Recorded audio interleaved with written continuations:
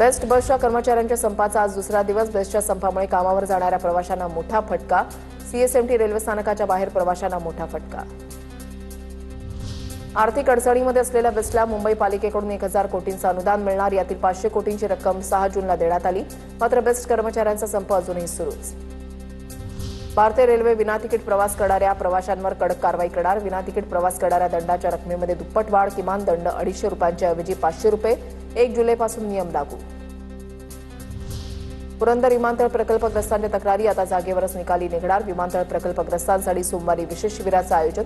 सासवड प्रांत कार्यालयामध्ये जिल्हाधिकारी जितेंद्र डुडी स्वतः घेणार सुनावणी। पुणे सातारा महामार्गावरील खेड शिवापूर वेळू परिसरात मुख्य महामार्गावर गाड्या लावून तळीरामांची मध्ये खरेदी। अपघात टाळण्यासाठी तातडीच्या कारवाईची नागरिकांची मागणी। मुंबईला पाणीपुरवठा करणाऱ्या 7ही जलाशयांमध्ये केवळ 9.67% पाणीसाठा शिल्लक। पाणी कपातीमध्ये जुलैच्या पहिल्या आठवड्यापासून दुपटीनं वाढ होण्याची चिन्ह। 20 ते 25% पाणी कपात लागू करण्याचे पालिकेचे संकेत।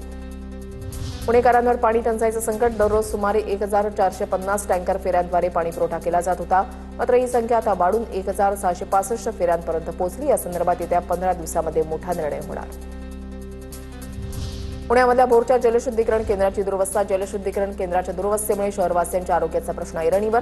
केंद्राच्या परिसरात अस्वच्छतेचं साम्राज्य। नगरपालिका लक्ष देत नसल्याचा नागरिकांचा आरोप। मान्सून दाखल झाला नसल्याने ठिकठिकाणचे पाण्याचे स्रोत आटण्यास सुरुवात। पुण्याच्या भोर तालुक्यातून वाहणारा नीरा डावा कालवा हा पडला कोरडा ठाक। नीरा देवघर धरणामध्ये केवळ 8% पाणीसाठा शिल्लक असल्यानं कालव्याचं आवर्तन घटलं।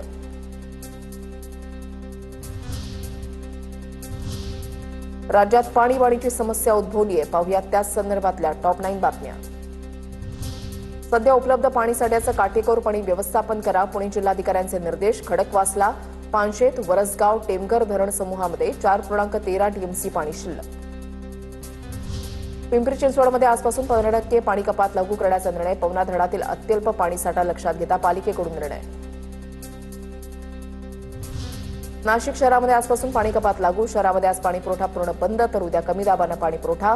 गंगापूर, दारणा, मुकडे धरणामध्ये पाणीसाठा कमी पाणीसाठ्यामुळे पाणी कपातीचा निर्णय। इगतपुरीमध्ये आठवड्यातून 3 दिवस होणाऱ्या पाणीपुरवठ्यामध्ये सुद्धा कपात। आता 1.5 तासांच्या ऐवजी फक्त 1 तास पाणीपुरवठा होणार। प्रकल्पांमध्ये 70 ते 80 दिवस पुरेल इतकाच पाणीसाठा उपलब्ध।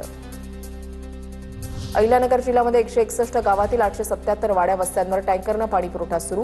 पाणी साठवण्यासाठी गावागावात टाक्या उभारण्याचा नवा प्रयोग। पाऊस लांबल्यास टँकरची संख्या वाढण्याची शक्यता।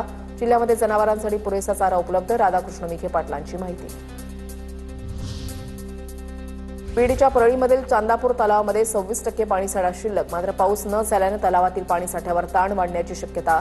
शेतकऱ्यांनी उपलब्ध पाण्याचा काटकसरीनं आणि नियोजनबद्ध वापर करण्याचं आवाहन। नंदुरबार जिल्ह्यामध्ये पावसानं अद्याप हजेरी न लावल्यानं पाणी टंचाईचं संकट अधिक गडद। जिल्ह्यातील लघु आणि मध्यम प्रकल्पांसाठी पाणीसाठा झपाट्यानं कमी। जिल्ह्यातील धरणांमध्ये केवळ 40% पाणीसाठा शिल्लक। वाशिम शहरासह जिल्ह्यामध्ये पाणी टंचाईचं संकट गडद। वाशिमला पाणीपुरवठा करणाऱ्या एकबुर्जी प्रकल्पामध्ये फक्त 11.5% पाणीसाठा शिल्लक। सोनल प्रकल्पामध्ये 6.5% पाणीसाठा। बुलडाणा जिल्ह्यातील फतेपूर गावामध्ये भीषण पाणी टंचाई। ग्रामस्थांना पाण्यासाठी भटकंती करण्याची वेळ। ग्रामस्थांना पाण्याची सुविधा उपलब्ध करून देण्याची मागणी।